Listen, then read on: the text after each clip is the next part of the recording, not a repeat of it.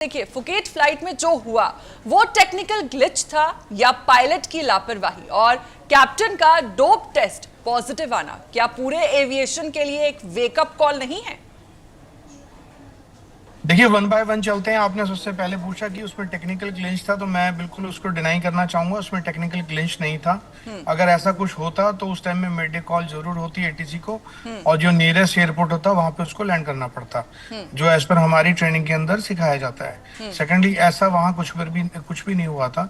और जब देखा गया कि फर्स्ट टेस्ट भी जो है इनका डोप टेस्ट जो आया था, और सेकंड टेस्ट कंफर्मेटरी जो टेस्ट था, साइको एक्टिव टेस्ट, उसमें ये बिल्कुल कंफर्म हो गया है कि इन्होंने मैरिजुआना ली हुई थी।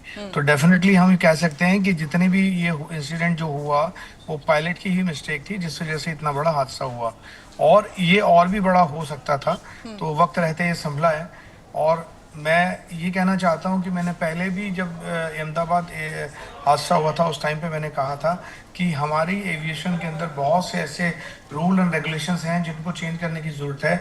क्यों हमारी डीजीसी और अपनी हमारी जो ministry of civil aviation ministry है वो इतना लीनियंट है टुवर्ड्स ऑफ सेफ्टी को लेके, जबकि इंटरनेशनल मापदंडों पर अगर देखा जाए तो हमारी सेफ्टी नॉर्म्स, वहाँ पर सेफ्टी नॉर्म्स हर पैसेंजर्स को लेके, बल्कि फ्लाइंग करने वालों को लेके, हर एक को लेके बनाए हुए, और उनको बड़ी मुस्तैदी से जो है सख्ताई से जो है लागू किया जाता है। इंडिया में ही हम देख रहे हैं कि हम इसको नेग्लिजेंसी पे लेते हैं, इसको ठीक से आगे इम्प्लीमेंट नहीं करते हैं, या उसका एग्जीक्यूशन ठीक से नहीं होता है।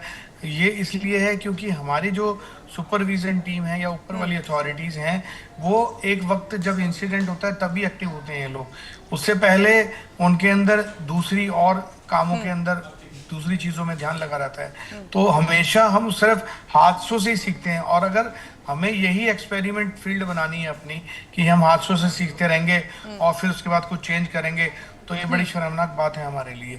टाइम रहते अगर हम जो चीज़ें रिक्वायरमेंट्स हैं उसको चेंज करना बहुत ज़रूरी है। एविएशन सेक्टर जो है हमारा बहुत ही सेफ मोड ट्रांसपोर्टेशन सेक्टर है, इसको बहुत अच्छे से हम लोग एंजॉय करते हैं, लेकिन कुछ कमियां ऐसी आ गई हैं कि ये टाइम सेविंग भी है आपका, और आपकी एक सफ़र में आपको बहुत अच्छा इसके अंदर आप अच्छा आनंद भी महसूस करते हैं। लेकिन हमारे कानून जो हैं वो कायदे कानून बहुत जो हैं लचीले हो गए हैं, उनको चेंज करना पड़ेगा। और मैं तो कहता हूँ जो इंटरनेशनल मापदंडों के ऊपर जो रूल एंड रेगुलेशंस हैं, जितने भी मेडिकल से रिलेटेड, डोप टैक्स से related, rest of other things से रिलेटेड, वो लागू होने चाहिए।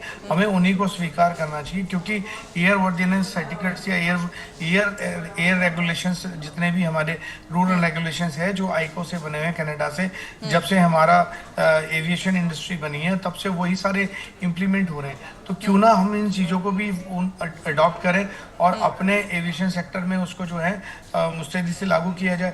सेकेंडली, मैं एक और बात पे ध्यान दिलाना चाहता हूँ। हमारा जो ये डोप टेस्ट है ये दो हफ्ते में 2 बार होना चाहिए, वीक में 1 बार जरूर होना चाहिए। उसका रीजन क्या है कि 10 दिन में अगर आपने कोई भी ऐसी रिस्ट्रिक्टेड ड्रग्स या मेडिकेशन पे ऊपर हैं आप, और आपने उसको डिस्क्लोज नहीं किया है, तो उसकी आप उसके अंदर उसको फाइंड आउट कर सकते हैं। आप किसी भी तरीके से नहीं बच पाएंगे।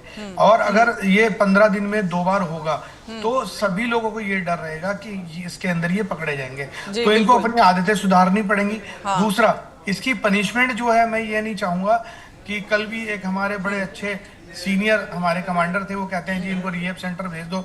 अरे रिहेब सेंटर उन लोगों को भेजा जाता है वो बहुत जबरदस्त हैबिचुअल ड्रगिस्ट होते हैं और जिनका कोई काम ही नहीं है। अरे इनका काम, इनकी रिस्पॉन्सिबिलिटी है, उनको पता होते हुए भी अगर वो ऐसी नेग्लिजेंसी कर रहे हैं तो इनको टर्मिनेट ही करना चाहिए, इनको दोबारा चांस नहीं देना चाहिए, मेरा ये मानना है। और इसको जितना जल्दी हम इसको अगर देखेंगे और इसके ऊपर अगर हम काम करेंगे तो तभी हम एविएशन सेक्टर को बचा पाएंगे, क्योंकि पिछले 2 सालों में हमने देखा है बहुत बड़े हादसे हुए हैं जिसके अंदर बहुत लोगों की जान चली गई है। हमारे कैबिनेट मिनिस्टर भी इंडिया के जो थे शरद पवार जी, वो भी यही रीजन रहा है। उसके भी पायलट जो थे वो अल्कोहल हैबिचुअल थे जो, और अर्ली मॉर्निंग उन्होंने फ्लाइट करी, और उसके अंदर क्या टेक्निकली ग्लिच है अभी तक वो डिस्क्लोज नहीं किया गया है। तो क्या होता है कि जब कोई चीज हादसा होता है उसकी कोई फर्स्ट रिपोर्ट निकालते हैं, एनालिसिस देते हैं और आगे उसको छोड़ देते हैं महीनों, और वो महीने ऐसे चले जाते हैं कि भूल जाते हैं लोग, उसके बाद दूसरा हादसा हो जाता है। चलिए ठीक और है मैं कबीर जी, मेरे साथ सौरभ जी भी जुड़े हुए एक और खास बात दिलाना जी चाहूंगा। जी ठीक है, आप अपनी बात पूरी जब करिए। ये रूमर फैलाया गया है कि इसमें टेक्निकल ग्लिच हुआ, हेड्रिकल फेल हो गए, ये हुआ फलाना हुआ, ये किन लोगों ने स्टेटमेंट दी है? कौन इररिस्पॉन्सिबल लोग हैं जो ऑफिसर्स हैं जिन्होंने ये दी है?